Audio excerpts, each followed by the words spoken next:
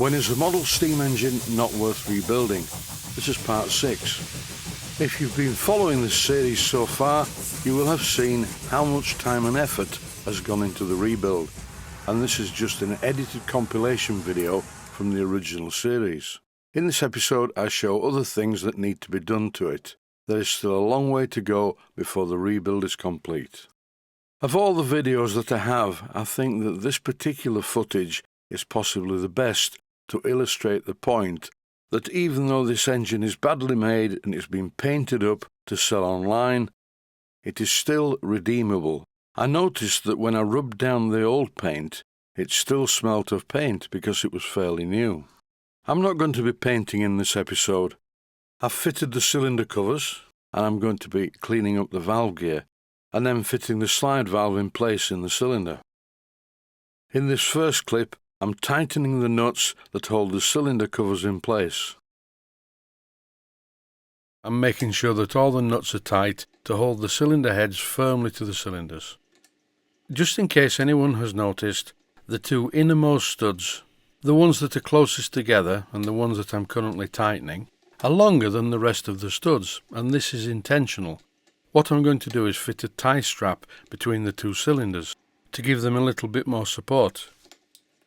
There's not much more to do now, but what there is to do is clean up the eccentrics. These are terrible, they're very badly made like a lot of the parts of this engine, and they've taken quite a lot of cleaning up. They were rusty, and there are some deep tool marks in there too. Originally they were painted, but I do not like painted rods because the paint only chips and looks very unsightly after a short while. So it's a repeat process. I'm using my little mini drill with a drum sander to get through the deep part of the damage, and then I use some medium sandpaper, followed by fine sandpaper, and somewhere in between I'm using a needle file to draw file the really deep damage. Someone has previously draw filed these rods using far too coarse a file and not cleaning the file properly. Draw filing is an art within itself, and it's always worth remembering not to take too much metal away, because you can take metal away very easily, but it's much more difficult to put it back. Well, the eccentric rods are a lot better than they used to be, so it's now time to refit them to the engine. I'm using a pair of surgical forceps to hold the nuts, but as soon as I get a purchase on the nut, I'll then use a spanner. Do not rely on small pairs of pliers or surgical forceps to hold the nut while you tighten the bolt side. If you do this, the nut's likely to spin in the pliers or forceps and will be badly marked, and this looks terrible. These small surgical forceps are really useful in the workshop. I use them all the time for holding small parts.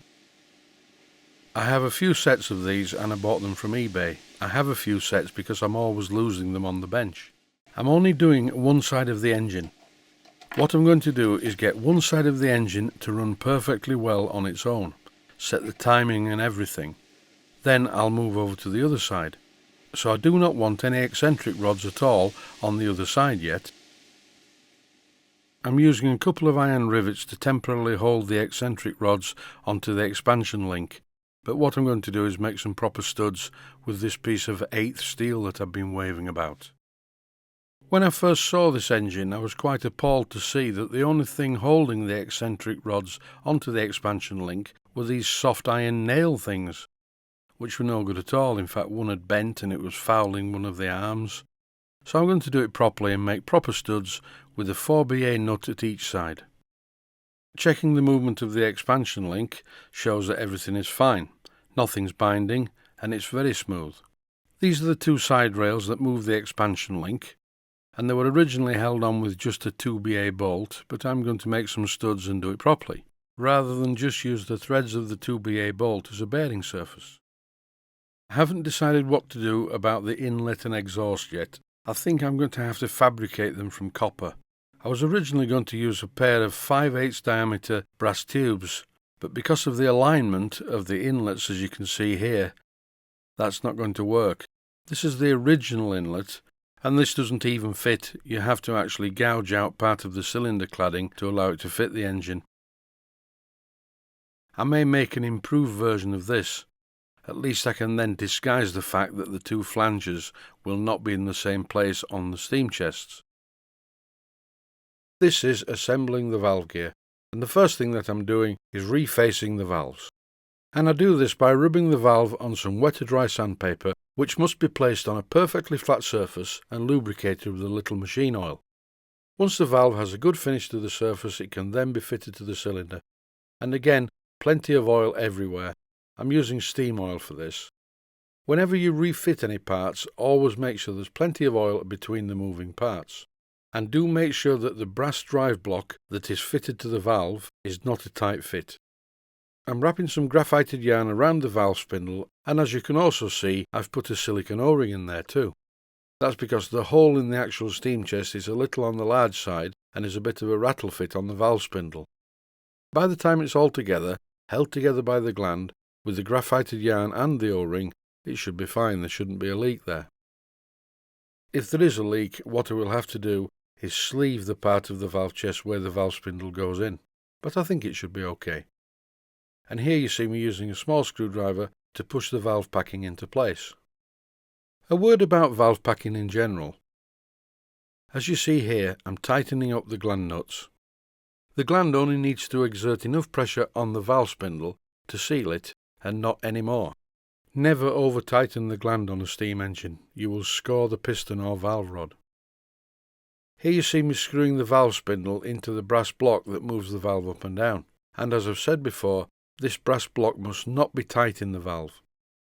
Now that the valve spindle is in its approximate position, I'm going to adjust the gland to just tighten the packing and see what it feels like. It needs to be a smooth slide, no binding, no griping anywhere. And once again, a little bit more steam oil, in anticipation of the first run. Over now to the valve gear. The valve gear is not very well made like most of the other parts of this engine. It needs a clean up with a needle file, followed by sandpaper and a needle file again. But sometimes I use this to speed the process up. This is called a flapper wheel. And it consists of a load of pieces of sandpaper that spin round and clean up the part. And you can get into the corners. The good thing about a flapper wheel is it doesn't remove too much material, but it does remove the surface rust. Looking at this engine, which I've been doing a lot of that lately, I reckon that this engine sat under a bench for many years before somebody came along and decided to rebuild it. That's in inverted commas. These parts were just blathered in paint, cover a multitude of sins. Painting is easy, this takes a lot more effort. I'm not going to get this perfect though, not by a long way. But I will get it workmanlike, which should be fine for what the engine is. Some of the parts are deeply pitted with rust as well. Cleaning up these parts really does take some time. This is the reversing lever, and it's a very rusty old thing. Again, it was just painted grey in the first place, over the rust. Not the best thing to do. But with a bit of time and effort, the engine will resurrect itself with a bit of help from me. That's it for this episode. Stay safe, stay healthy. Thanks for watching, and I hope you found it useful. Please take the time to visit my main Steam Models website and click on the section of the website that says Video Playlists. And by doing that, you can find other videos that you may like to watch. And by using the playlists, you can actually watch the videos back to back.